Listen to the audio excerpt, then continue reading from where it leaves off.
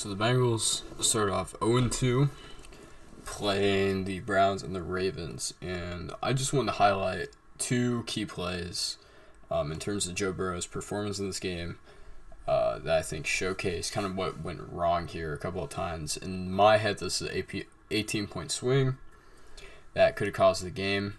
I only looked at offense, don't look at defense, and this is just Joe Burrow that we're going to be looking at. So this is a goal line situation. I believe it's third and goal here.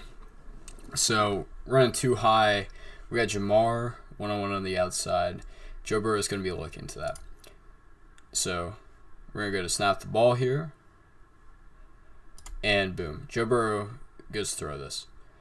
Now, let's look at his placement. Joe Burrow is throwing it here.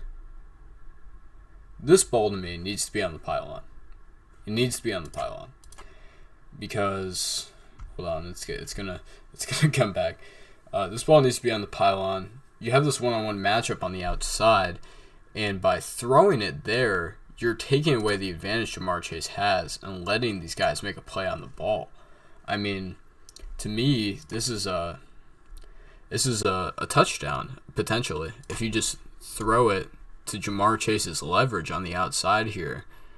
He throws it to his chest. He needs to, reach his arms out, go to the pylon there, and just try to get that touchdown. But instead, throws it to his chest, incomplete pass, and the Bengals have to settle for a field goal. I mean, I can't blame him for taking a shot to Chase here. Protection holds up fine, goes for it, doesn't work out, but with better placement, I think that's a touchdown, or at least a better chance at it. And as we see, come up short, 4th and goal, McPherson kicks a field goal, tying it, I believe, 10-10. So that's the first play. Now for the second play, I'm sure everyone's seen this one already. I'm just gonna play it. Joe Burrow drops back, fires, intercepted. Okay, and big return here. The Ravens end up scoring on this drive. We had a 4-point swing on the last play, and this ends up being 14 if this is a touchdown. So we're going to just back it up here and take a look at not only what Joe Burrow sees, but what he does wrong here. So stop here. Hits his drop. Higgins is breaking open to the... I don't know if you guys can see my cursor. It's going to be awkward. Let me try to describe it better. Higgins is breaking open in the middle of the field here. This is a window. Is it a tight window? Absolutely. But it's a window. And as you can see, Boyd is getting double teamed out here. So Joe Burrow launches this, and you might have a guy on the outside here, but I don't blame him for taking the shot. Now what I do blame him for is where he puts this ball.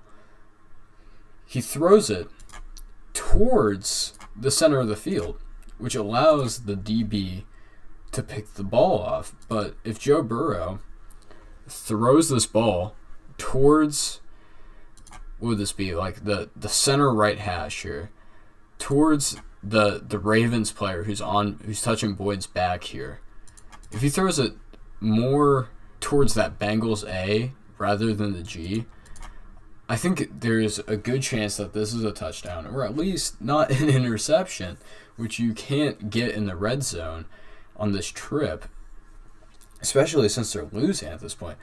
I mean, you throw this, almost straight up to that post, the field goal post, straight up, lead T. Higgins up towards that A, and that's not an interception, and this doesn't get taken back. And this is really the turning point of the game for Cincinnati, because the Ravens go down, get a touchdown, and put them 2 scores down